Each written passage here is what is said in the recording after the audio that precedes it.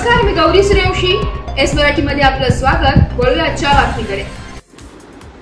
वडिलांचा सर्पदंश होऊन मृत्यू झाल्याने त्यांच्या कुटुंबियांकडून समाजाचे प्रबोधन होण्यासाठी शून्य सर्पदंश जनजागृती अभियान कार्यक्रमाचे आयोजन करण्यात आलं.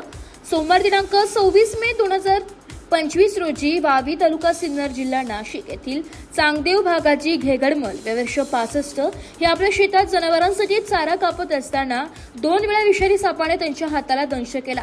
ही गोष्ट लक्षात येताच त्यांनी ताबडतोब मुलांना सांगितले. मुलाने त्यांना तातडीने दवाखान्यात नेले. तेथून उपजिल्हा रुग्णालय सिन्नर व तेथून जिल्हा रुग्णालय नाशिक येथे घेऊन जात असताना रस्त्यात त्यांची प्राणज्योत मावळली. घेगडमल परिवारावर दुःखाचा डोंगर कोसळलेला असताना आपल्या घरातील व्यक्तीचा ज्या कारणामुळे निधन झाले, जी दुःखद घटना घडली त्या कारणाने म्हणजे सर्पदंशाने मृत्यू झाल्याने दुसऱ्या कोणत्याही कुटुंबातील व्यक्तीचा सर्पदंशाने मृत्यू होऊ नये या भावनेतून आदर्श पाऊल टाकले. जनजागृतीसाठी घेगडमल परिवाराने स्वतःपासून सुरुवात करत AREAS फाउंडेशन यांच्याशी संपर्क साधत दशक्रिया विधीच्या दिवशी शून्य सर्पदंश जनजागृती अभियान कार्यक्रमाचे आयोजन केलं.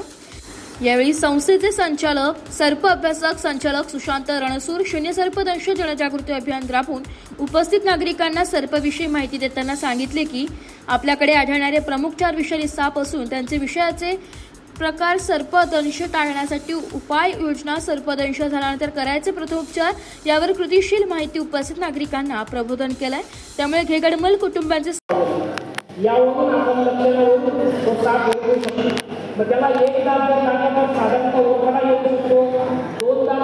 एस मराठी न्यूज साठी प्रतिनिधी बापू चव्हाण, दिंडोरी. अशाच नवीन ताज्या घडामोडी जाणून घेण्यासाठी आमच्या एस मराठी न्यूज चॅनेलला लाईक करा, शेअर करा, सबस्क्राईब करा आणि बेल आयकॉनला क्लिक करायला विसरू नका.